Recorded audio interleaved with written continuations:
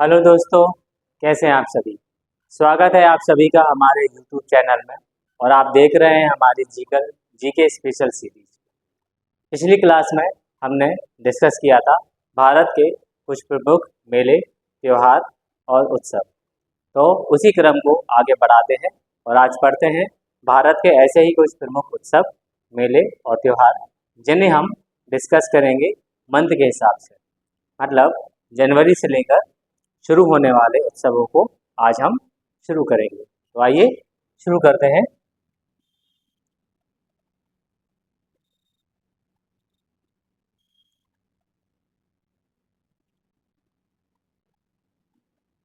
बात करते हैं कि जनवरी माह से शुरू होने वाले मेले, उत्सव या फिर त्योहार। तो इसी क्रम में हमारा जो पहला उत्सव है जिसका नाम है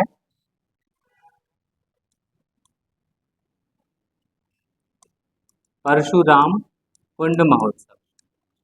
परशुराम कुंड महोत्सव, ठीक है। तो आइए समझते हैं इस कुंड महोत्सव को।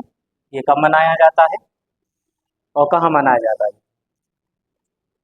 तो बात करें परशुराम हिंदू कुंड उत्सव की। यह है एक हिंदू तीर्थ स्थल है जो कि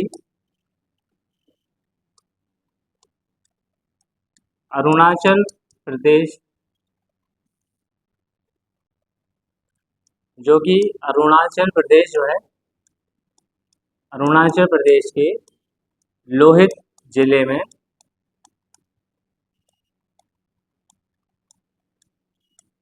लोहित ही नदी पर, ठीक है। लोहित नदी आपने पढ़ा है, हमने जब नदी तंत्र पढ़ा था उसमें बताया था कि लोहित नदी ब्रह्मपुत्र की सहायक नदी है। तो लोहित जिला है और उसी लोहित जिले में लोहित नदी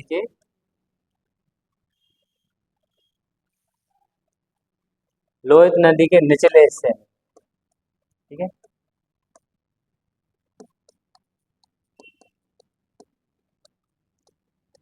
यहाँ पे ये मेला जो है ये आयोजित किया जाता है और वहीं पर ये आयोजित होता है, ठीक है। तो परशुराम कुंड महोत्सव ये एक हिंदू तीर्थ स्थल है अरुणाचल प्रदेश के लोहित जिले में लोहित नदी के निचले स्तर पर। और यहाँ पे एक 21 किलोमीटर उत्तर में 21 किलोमीटर उत्तर में स्थित है ये धाम। ये जो तीर्थ स्थल है ये इसके निचले हिस्से में 21 किलोमीटर उत्तर में ये स्थित है। यह स्थल स्थित है, ठीक है। चलिए अब बात करें तो ये कब मनाया जाता है। तो यह है प्रत्येक वर्ष मकर संक्रांति के दिन, मकर संक्रांति के दिन, मकर संक्रांति के दिन मनाया जाता है।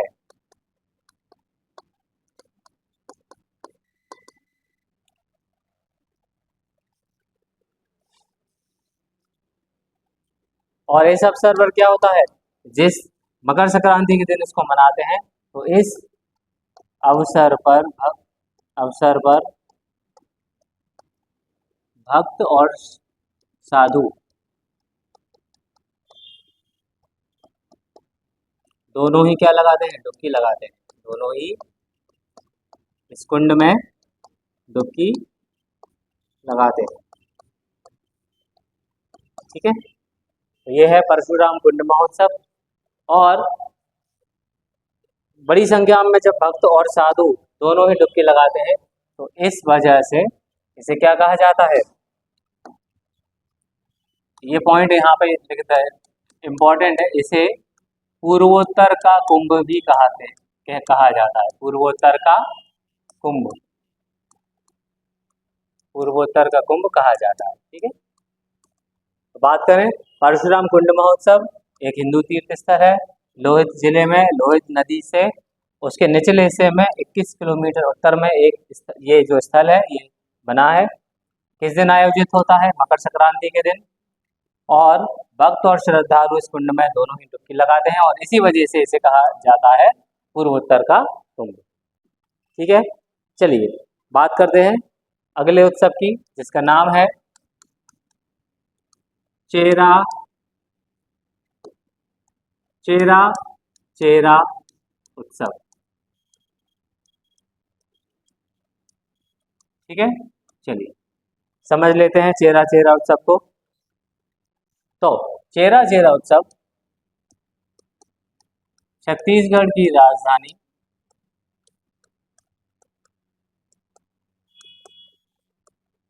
छत्तीसगढ़ की राजधानी क्या है? रायपुर। तो रायपुर के पास जो दूधाधारी मठ, ठीक है, दूधाधारी मठ में इसका आयोजन किया जाता है। ठीक है, किसका आयोजन किया जाता है? इस चेरा चेरा उत्सव का। बात करें कि इससे हिंदू त्योहार के हिसाब से कब मनाया जाता है, तो यह है हिंदू कैलेंडर के अनुसार, पंचांग के अनुसार ये पूष माह में मनाया जाता है। पूष, ठीक है, पूष माह में मनाया जाता है। चलिए और आगे समझते हैं इसको कि पूष माह के दिन मनाया जाता है। पूष माह में भी कब मनाया जाता है? पूर्णिमा को। ठीक है, पौष की जो पूर्णिमा होती है उस दिन मनाया जाता है। और यह उत्सव फसल अपने घर ले जाने की खुशी में मनाया जाता है। घर ले जा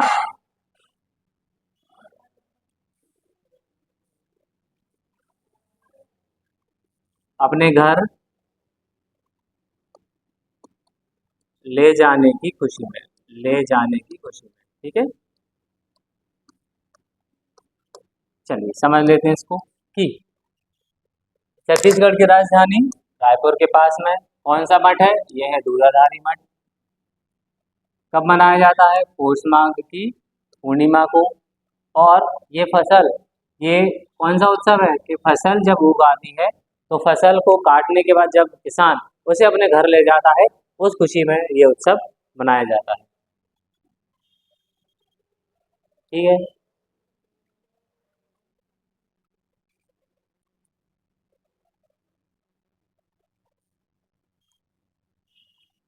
और एक और पौराणिक मान्यता भी है। पौराणिक मान्यता, इस दिन यहाँ पे अब हम पौराणिक मान्यता भी लिख रहे हैं कि क्यों इस त्योहार को मनाया जाता है। इस दिन भगवान शिव ने माता अन्नपूर्णा से क्या मांगी थी?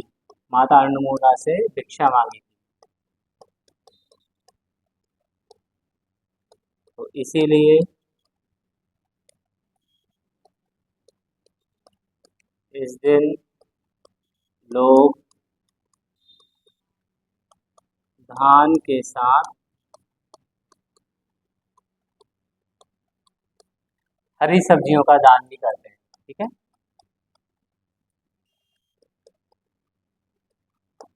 का दान भी करते हैं।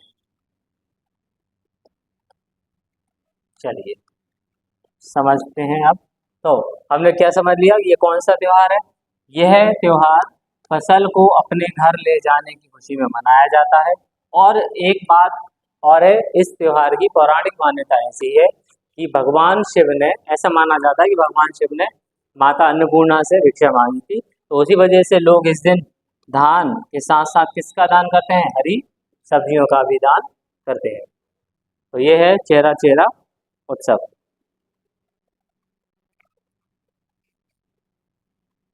चलिए आगे बढ़ते हैं। हमारा अगला जो मेला है ये है माघी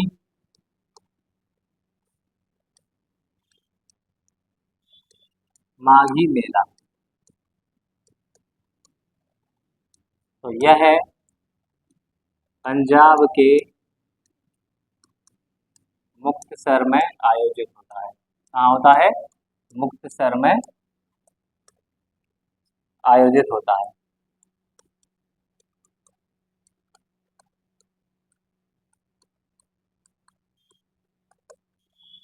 ठीक है। और यह किस याद में मनाया जाता है? तो यह है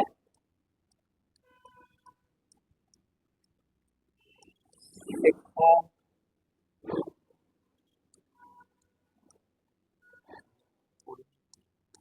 40 सिख जिन्होंने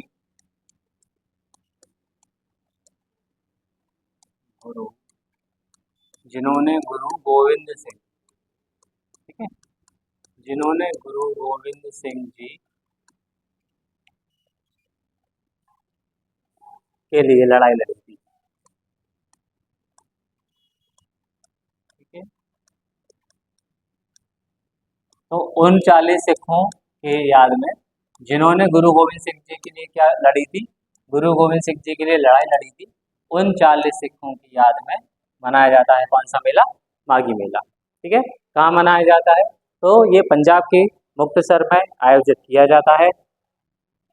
और ये इन 40 सिखों के बलिदान को इनके बलिदान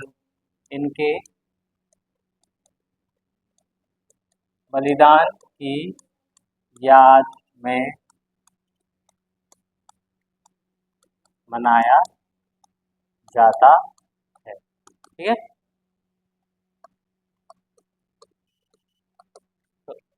तो बात हो गई कि कहाँ पर है? पंजाब के मुक्तसर में।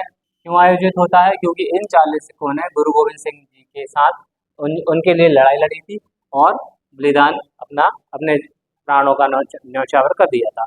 इसकी याद में, इन 40 सिखों की याद में पंजाब के मुक्तसर में माघी मेला आयोजित होता है। आगे बढ़ते हैं। अब है हमारा तोरंगिया महोत्सव।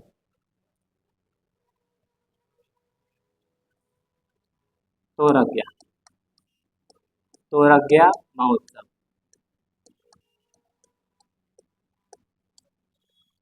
चलिए समझते हैं। तो यह है अरुणाचल प्रदेश में। ये अभी जितने भी अभी तक आपने महोत्सव और मेले अभी समझे हैं और ये समझ रहे हैं, ये सभी अभी जनवरी में आयोजित होने वाले मेले हैं। तो यह अरुणाचल प्रदेश में मोरग्या मोरग्या जनजाति,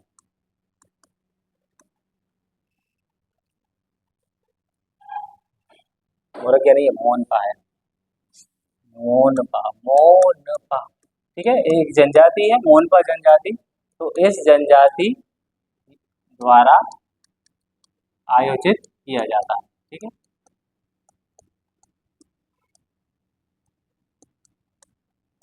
अब समझते हैं कि यह तोरंगिया महोत्सव में क्या किया जाता है। तो यह है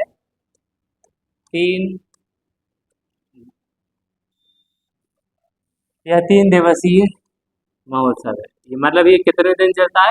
ये महोत्सव 3 दिन चलता है। यह 3 दिवसीय महोत्सव है। आगे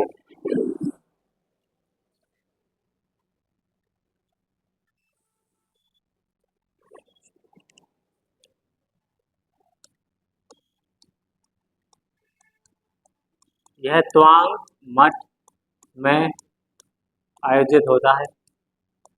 ठीक है। मतलब अरुणाचल प्रदेश के तवांग मठ में ये आयोजित होता है। और इसका जो मुख्य आकर्षण वो है यहाँ का एक नृत्य। बात करें अगर मुख्य आकर्षण थी। तो शा ना हम, ठीक है, ये एक डांस फॉर्म होता है, मतलब ये एक तरह से लोक नृत्य है जो जो भिक्षुओं के द्वारा, भिक्षु का मतलब होता है मॉन्क्स, सन्यासी, ठीक है, तो इन भिक्षुओं के द्वारा किया जाता है, ठीक है। अब साथ में जब ये डांस करते हैं, ये तो हो गया शाना हम जो है, ये हो गया उनके लोक नृत्य का नाम, करता कौन है, भिक्षु। अब जब डांस करते हैं तो इनके जो एक लोक देवता है उनको याद करते हैं, और उन लोक देवता का नाम है छो ग्याल धाप, ठीक है, छो ग्याल धाप, इस इन लोक देवता को ये याद करते हैं, लोक देवता।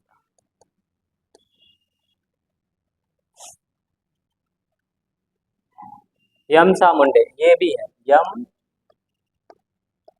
सा और मुंडे, ठीक है, ये दोनों ही इनके लोक देवता है जिन्हें वो शाना हम डांस करते हुए याद करते हैं, ठीक है, इन दोनों लोक देवताओं को याद किया जाता है। इन दोनों देवताओं को याद या फिर प्रदर्शित, इन्हें दिखाने के लिए, प्रदर्शित करने के लिए किया जाता है, ठीक है। चलिए, ये है। तो रंगे महोत्सव अरुणाचल प्रदेश में मोनपा, करता कौन है इसको, इसको करते हैं मोनपा जनजाति के लोग। 3 दिन का ये आयोजन होता है, स्वांग मठ में आयोजित किया जाता है। इसके इनका जो लोक नृत्य है शाना हम, जो भिक्षुओं के द्वारा किया जाता है, और इसमें जब इस लोक नृत्य को किया जाता है तो इन दोनों लोक देवताओं को, होग्याल धाप या फिर यम सामुंडे, इन दोनों लोक देवताओं को याद करने के लिए ये महोत्सव मनाया जाता है। बात करते हैं अगले महोत्सव की, जो कि है ऑरेंज महोत्सव। अब इसमें तो लिखा ही है कि भाई भाई कौन सा महोत्सव है, ऑरेंज, तो पहले समझ लेते मनाते कहाँ है, तो नागालैंड के कोहिमा, ठीक है, कहाँ मनाया जाता है, नागालैंड के कोहिमा में इसका आयोजन किया जाता है। अब बात करें कि क्यों किया जाता है इसका आयोजन, तो भाई इस पे लिखा है क्यों ऑरेंज, तो ऑरेंज या फिर संतरा, तो संतरा उत्पादकों को बाजार से जोड़ने, ठीक है,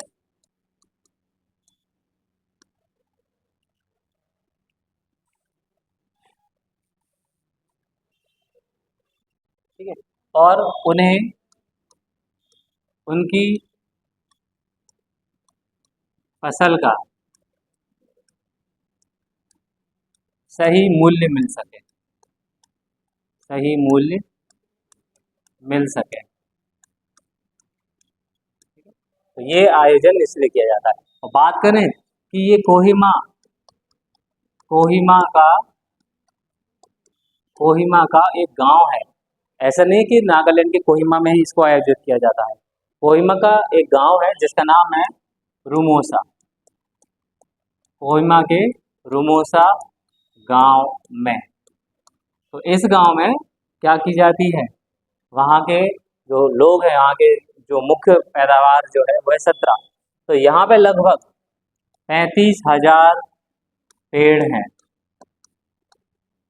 संतरे के, ठीक है। अब आप देखिए कि कितने बड़े पैमाने पे संतरे की पैदावार जो है ये कोहिमा के रिमोसा गांव में की जाती है, और इसी वजह से उस गांव में आयोजित होता है ऑरेंज फेस्टिवल। ठीक है, चलिए अब बढ़ते हैं।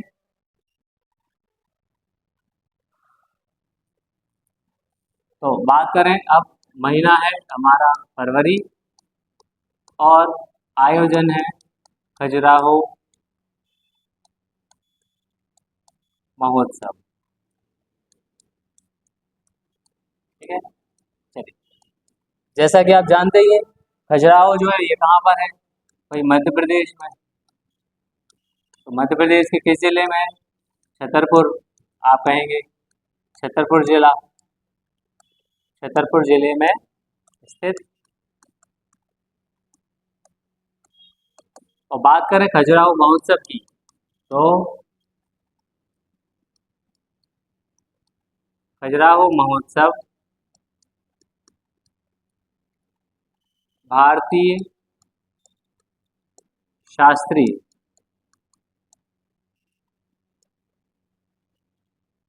नृत्य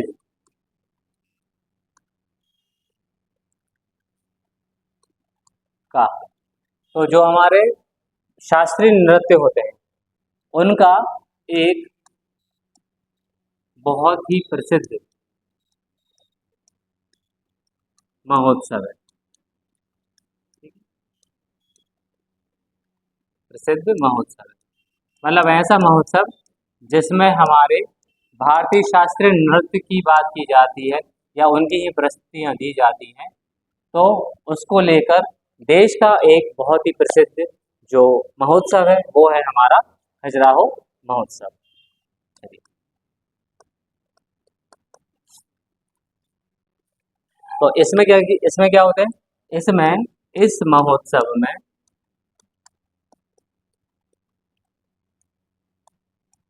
सभी शास्त्रीय नृत्य, सभी शास्त्रीय नृत्य मतलब जितने भी हमारे शास्त्रीय नृत्य होते हैं उनकी ही प्रस्तुति दी जाती है।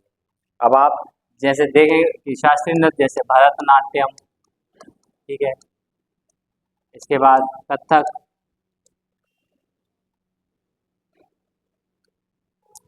इसके बाद कथकली, एक कथक होता है एक कथकली होता है, एक बाद मोहिनीअट्टम,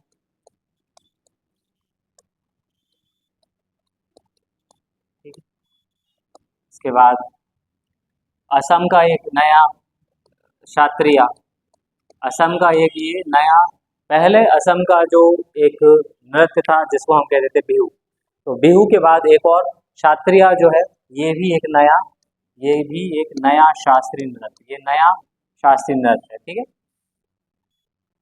नया शास्त्रीय नृत्य शास्त्रीय। इसके बाद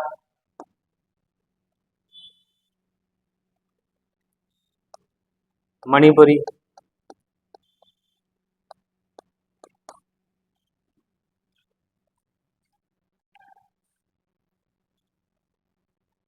यक्षगान और कुचिपुड़ी, यक्षगान, कुचिपुड़ी और ऐसे कई सारे जिन्हें शास्त्रीय नृत्य माना गया है। तो ऐसे नृत्यों के राष्ट्रीय के युवा और वरिष्ठ, युवा एवं वरिष्ठ कलाकारों द्वारा प्रस्तुति, कलाकारों द्वारा प्रस्तुति दी जाती है। ठीक है,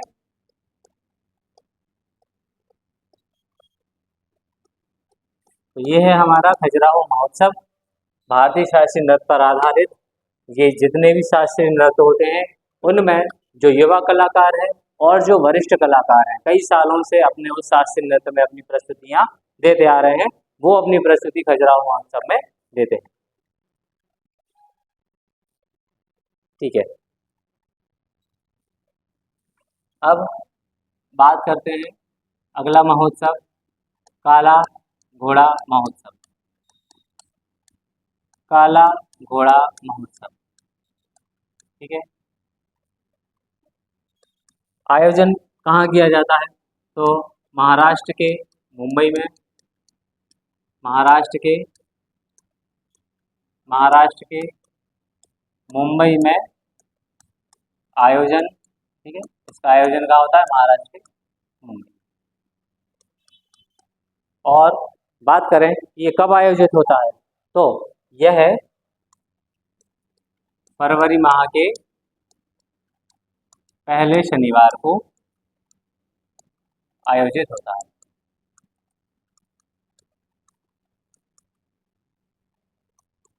ठीक है, चलिए।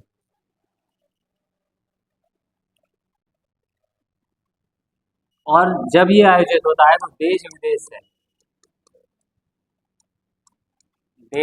विदेश से हजारों पर्यटक या फिर कला प्रेमी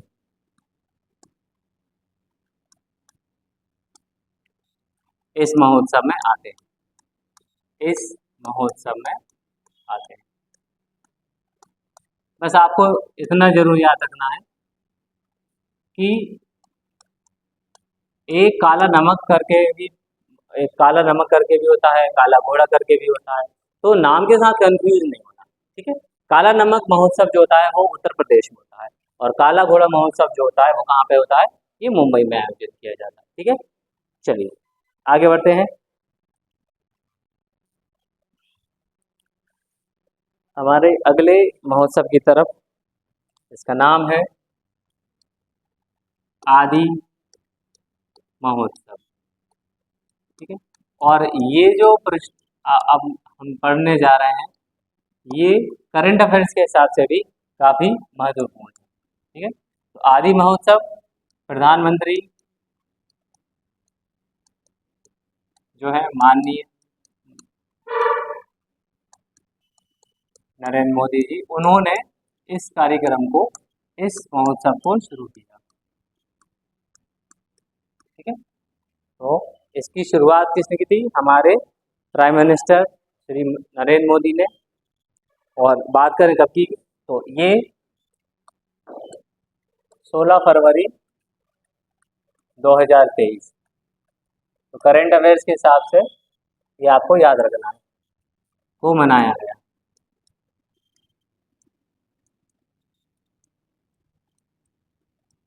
बात करें कहाँ पर बनाया गया, तो दिल्ली के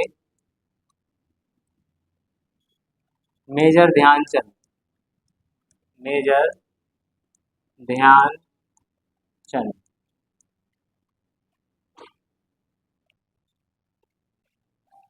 ठीक है ना। तो मेजर ध्यानचंद स्टेडियम जो है, यहाँ पर इसका, दिल्ली के मेजर ध्यानचंद स्टेडियम में आयोजित आयोजन किया गया,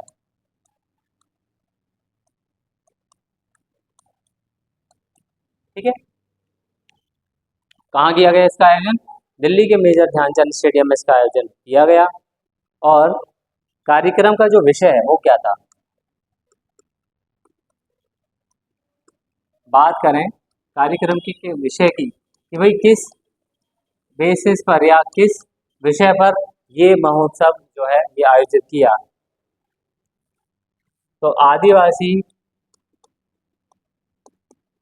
आदिवासी शिल्प,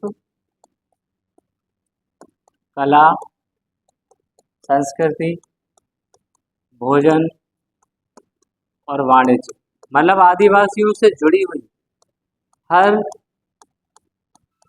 आदिवासियों से जुड़े हुए लगभग हर पहलू को उनका विषय बनाया गया कार्यक्रम का विषय। और इसीलिए इसका जो नाम है ये भी आप देखें, आदि मतलब आदिवासियों से ही उनने उसके महोत्सव का नाम भी क्या दे दिया? आदि महोत्सव, ठीक है।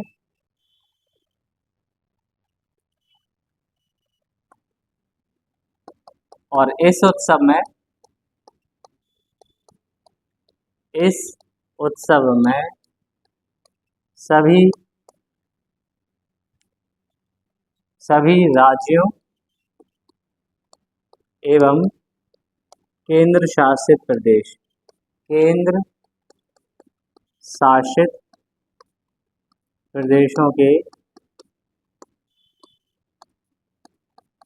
लगभग 1000 से अधिक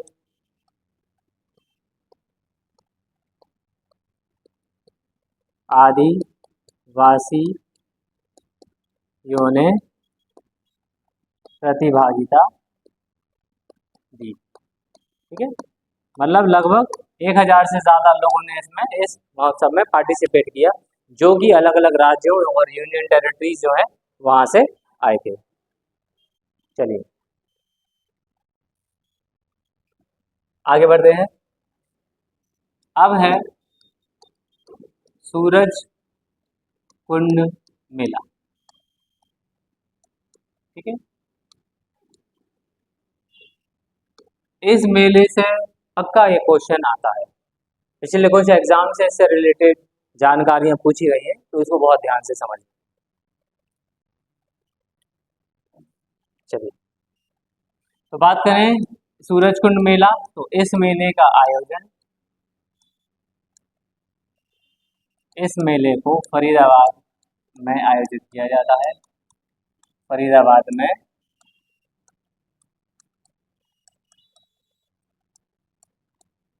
आयोजित किया जाता है। ठीक है,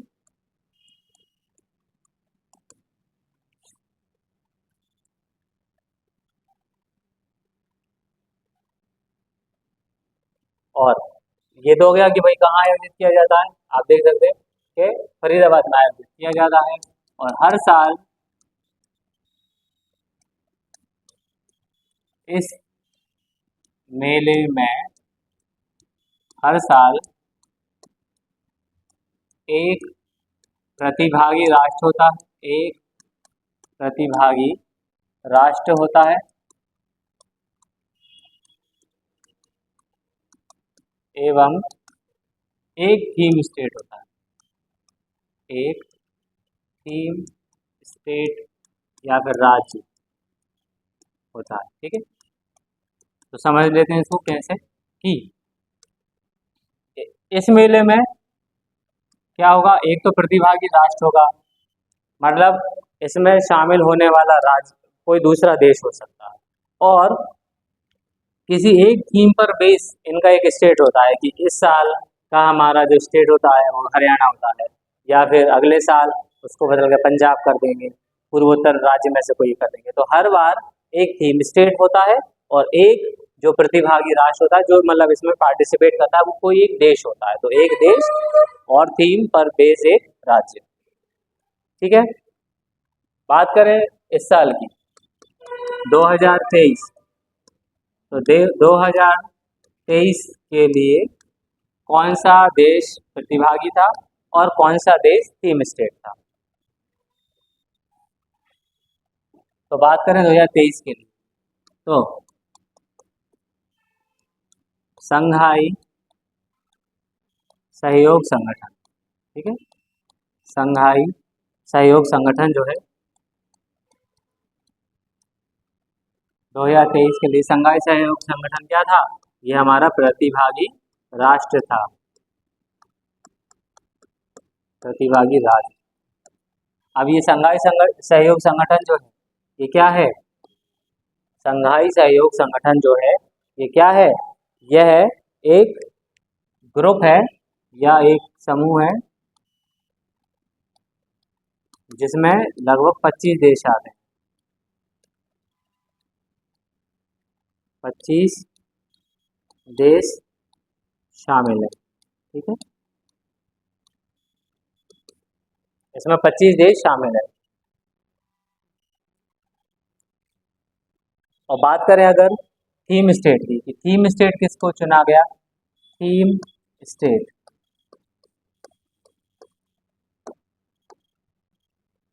तो पूर्वोत्तर के 8 राज्यों को, पूर्वोत्तर के जो 8 राज्य हैं, जिसमें कि असम,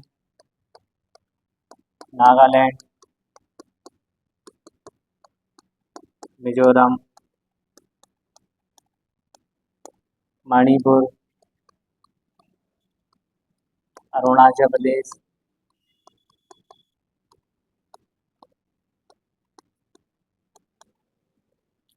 मेघालय, त्रिपुरा और सिक्किम। ठीक है, इन सभी 8 राज्यों को क्या बनाया गया? इन सभी 8 राज्यों को थीम स्टेट चुना गया। और प्रतिभागी राष्ट्र की बात करें तो वो है शंघाई सहयोग संगठन। चलिए अब बढ़ते हैं हम हमारे अगले महीने मार्च, और अगला महोत्सव भूम भूमचू महोत्सव। ठीक है, चलिए समझते हैं ये भूमचू महोत्सव क्या होता है।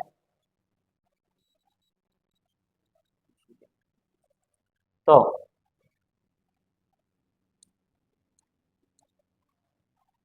यह है सिक्किम के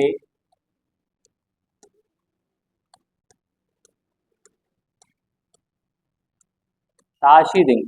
ठीक है, ताशीदिंग जो मठ है, मठ में मनाया जाता है।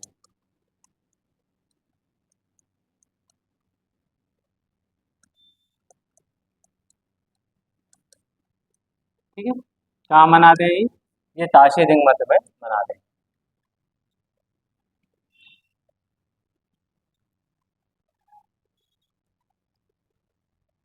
बात करें भूमचू, तो ये भूमचू जो है ये है क्या? भूमचू जो है, भूमचू का अर्थ होता है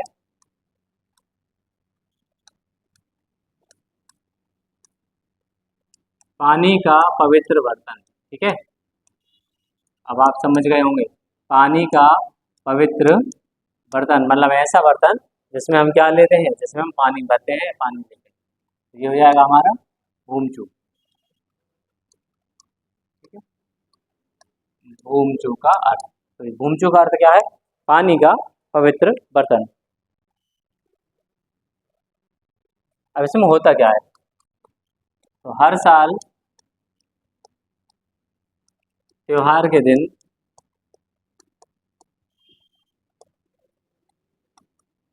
पानी का जो एक पवित्र फूलदान रहता है, पवित्र फूलदान खोला जाता है।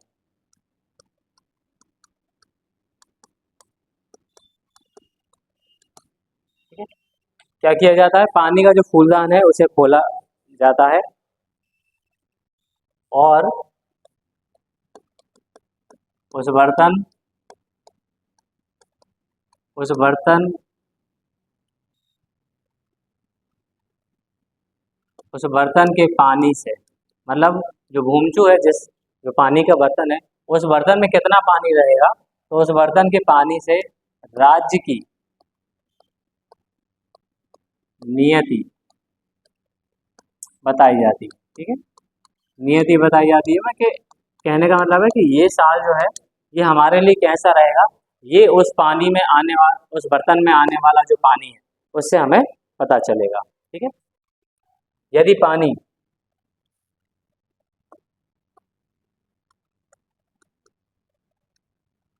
यदि यदि बर्तन पानी से भरा है,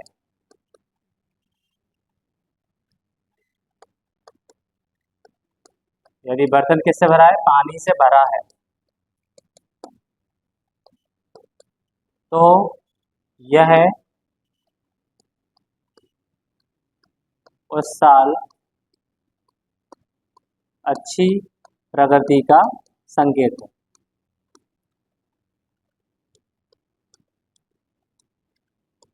लेकिन मान लो कि मतलब अगर बर्तन में पानी जो है, अगर वो बर्तन पूरा भरा है पानी से, तो कोई बात नहीं, अच्छी अच्छी निकलेगी ये साल।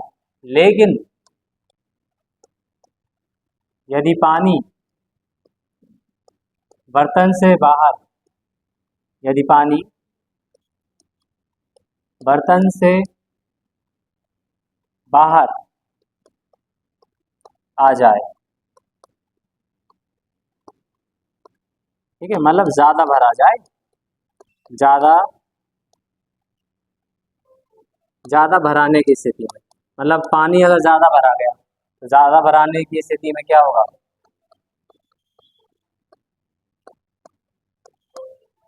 उस स्थिति में,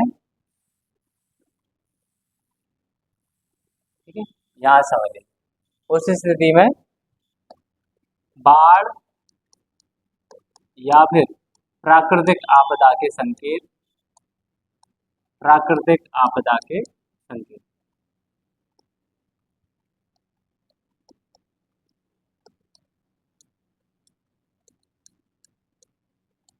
संकेत माने जाते हैं। ठीक है,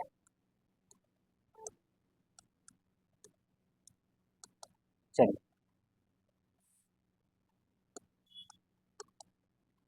ठीक है, तो ये है आपकी, चलिए, ये थी इंफॉर्मेशन भूमचूक से रिलेटेड कि भूमचूक क्या होता है। जिस साल ये त्योहार मनाए जाते हैं तो पानी का पवित्र फूलदान खोला जाता है और उस बर्तन में पानी से जितना पानी उस बर्तन में आएगा उससे पता चलेगा कि हमारे इस राज्य पे कोई संकट आने वाला है कि नहीं आने वाला। अगर मान लो बर्तन पूरा भरा है पानी से, मतलब कोई दिक्कत नहीं, लेकिन अगर पानी बर्तन से ज्यादा हो गया तो वो ओवरफ्लो होगा तो गिरेगा। अगर पानी बर्तन से बाहर आकर गिर गया तो कहीं ना कहीं कोई बाढ़ या फिर प्राकृतिक आपदा आने वाली है। और यदि बर्तन यदि बर्तन सूखा है या उसमें कम पानी है, कम पानी है, तो यह भी किसके संकेत है, यह भी सूखे या फिर अकाल, सूखे या फिर अकाल का संकेत। ठीक है, ठीक है, तो ये ऐसे वहाँ के आदिवासियों की मान्यता है और उसी मान्यता पे आधारित ये हमारा आज का जो महोत्सव है जिसका नाम है भूमचू महोत्सव। ठीक है, चलिए बढ़ते हैं अगले महोत्सव की तरफ जिसका नाम है सियांग अर्निंग। ठीक है, सियांग अर्निंग महोत्सव।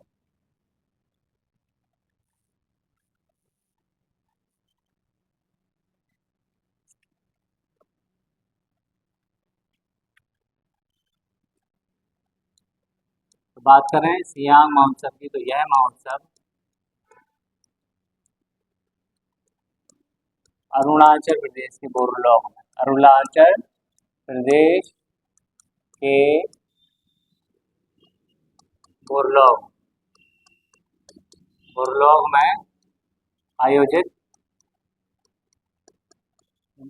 जनजाति महोत्सव है, मतलब जनजातियों के द्वारा मनाया जाने वाला महोत्सव है।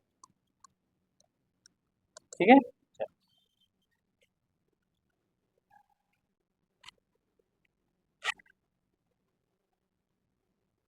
ठीक है, बात करें सियांग अर्निंग महोत्सव में क्या होता है।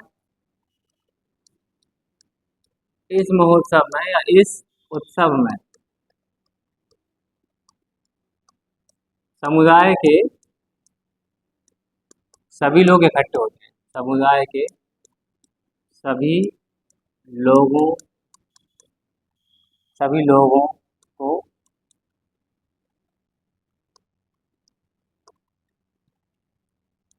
ठीक है, यह उत्सव समुदाय के सभी लोगों को एकजुट करता है। ठीक है, और सभी फिर किसके लिए प्रार्थना करते हैं, सभी अच्छी फसल मिल जाए, अच्छी फसल के लिए प्रार्थना करते हैं। सभी क्या मांगते हैं कि सभी ये मांगते हैं कि हमारी फसल जो है वो अच्छी रहे, संपन्नता है, किसी भी तरह की कोई कमी ना हो। ऐसी मान्यता के साथ ये त्यौहार मनाया जाता है। और इस त्यौहार में एक खास बात और होती है कि इस त्यौहार में इस त्यौहार में परिवार के सभी परिवार के सभी पुरुष सदस्यों पुरुष सदस्यों का शिकार पर जाना अनिवार्य है। ठीक है, मतलब ये लोग शिकार पर अनिवार्य रूप से जाते हैं परिवार के सभी पुरुष सदस्य और 1 हफ्ते और 1 सप्ताह तक ये कहाँ रहते हैं? 1 सप्ताह तक ये जंगल में ही रहते हैं। तक 1 सप्ताह तक जंगल में ही रहा जाता है। ठीक है, चलिए, तो ये हमारा सियान अर्निंग महोत्सव। चलिए, अब बात करते हैं हमारे अगले महोत्सव की, जिसका नाम है उगादि महोत्सव। ठीक है, जिसे हम तो पहले समझ लेते हैं मनाते हैं कहाँ। तो यह है कर्नाटक में मनाते हैं, और कर्नाटक में नए साल के रूप में मनाया जाता है। नए साल के रूप में मनाया जाता है। ठीक है, एक हिसाब से कर्नाटक का न्यू ईयर क्या है? उगादि महोत्सव। ये वहाँ का नया साल है। और क्या मान्यता है? ऐसी मान्यता है कि इस दिन ब्रह्मा जी ने ही हमारी सृष्टि और संसार जो है इसका निर्माण किया था।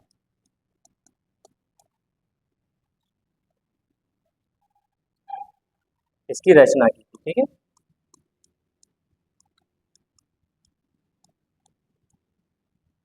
ठीक है, तो ये है उगादि महोत्सव। इसे बनाते हैं कर्नाटक में, नए साल के रूप में मनाया जाता है। और ऐसा माना जाता है कि इस दिन ब्रह्मा जी ने सृष्टि संसार की रचना की थी। ठीक है, बात करें उगादि की, तो यह मतलब जो उगादि है ना, उगादि शब्द, यह उगादि जो शब्द है,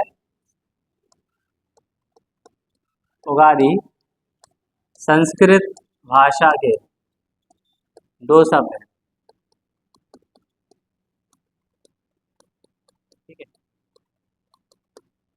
उगादि जो है ना, ये संस्कृत भाषा के 2 शब्द हैं, उन्हीं से ये मिलकर बना है ना। एक का मतलब है युग और आदि।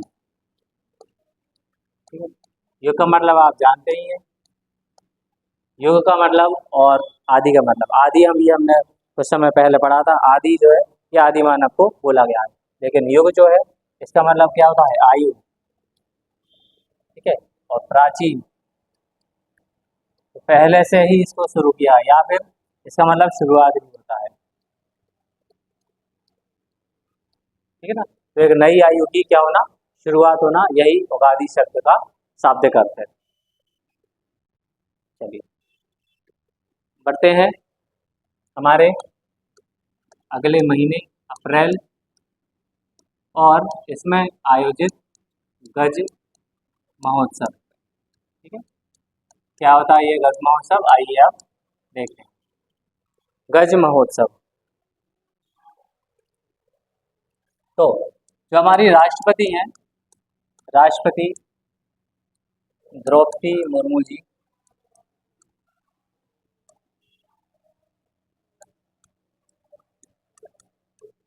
तो इन्होंने काजीरंगा राष्ट्रीय उद्यान, काजीरंगा राष्ट्रीय उद्यान, ठीक है, से इसकी शुरुआत की। मतलब ये महोत्सव है ना, गज महोत्सव, कहाँ पर आयोजित हुआ? काजीरंगा राष्ट्रीय उद्यान। शुरू हुआ, और किनके द्वारा शुरू किया गया?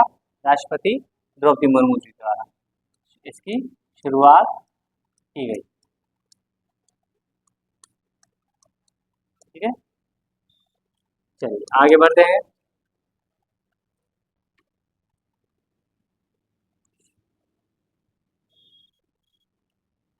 तो ये क्या है? मतलब गज महोत्सव जो है, गज गज मतलब किसको बोला जाता है? हाथी को। तो हाथी से रिलेटेड महोत्सव है, तो इसको काजीरंगा नेशनल पार्क से ही क्यों शुरू किया गया? तो पहले बता दें ये गज महोत्सव क्या है? तो 1992 में भारत सरकार के द्वारा भारत सरकार द्वारा शुरू की गई एक संरक्षण पहल, एक संरक्षण पहल जो थी, जिसमें हाथियों को क्या किया जाता था?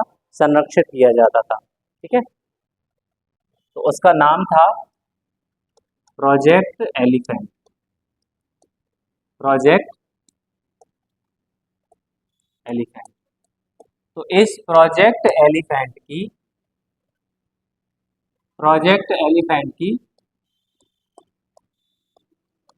30वीं सालगिरह।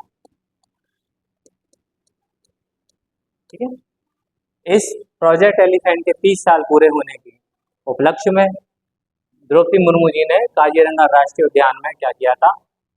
गज महोत्सव को शुरू किया गया था। ठीक है, तो 1992 में भारत सरकार द्वारा शुरू की गई एक संरक्षण पहल प्रोजेक्ट एलिफेंट की 30वीं सालगिरह के उपलक्ष्य में, ठीक है, उपलक्ष्य में यह महोत्सव शुरू किया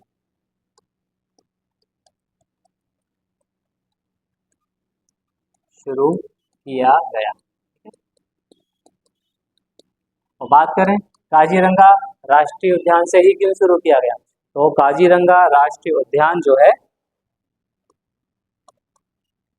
काजीरंगा राष्ट्रीय उद्यान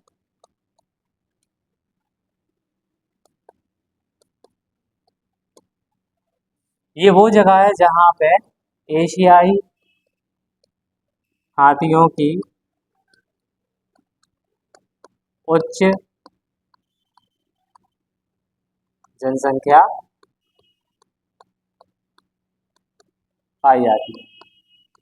ठीक है, मतलब ये क्षेत्र, काजीरंगा राष्ट्रीय उद्यान वो क्षेत्र है जहां पर जो हमारे एशियाई हाथी होते हैं, इनकी एक अच्छी खासी जनसंख्या जो है वो वहां पर रहती है। इसीलिए इस काजीरंगा राष्ट्रीय उद्यान से गज महोत्सव को शुरू किया गया। तो ये थे हमारे आज के कुछ प्रमुख महोत्सव। मिलते हैं आपसे अगली क्लास में, जिसमें हम डिस्कस करेंगे कुछ और इम्पोर्टेंट मेले, उत्सव और महोत्सव के बारे में। तो बने रहिए हमारे चैनल पर। धन्यवाद।